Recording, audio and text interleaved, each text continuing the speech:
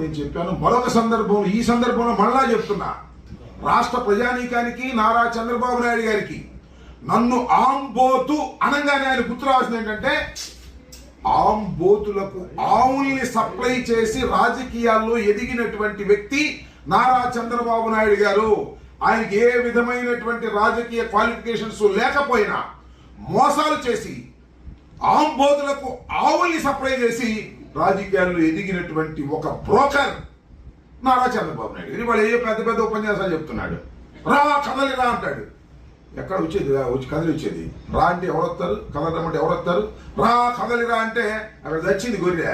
తెలుగుదేశం చచ్చింది. ఇంకా రా అంటే అది రాదు, కదిలిరా అంటే అది కదిలి వచ్చే పరిస్థితి లేదు. నువ్వే కాదు, నీ పక్క తెచ్చుకున్న దత్తపుత్రుడు, ఆయన పేరేంటి, పవన్ కళ్యాణ్ గారు, ఆయన రా అన్నా కూడా కదిలి వచ్చే పరిస్థితి లేదు. అంతగా సర్వనాశనం చేశావు.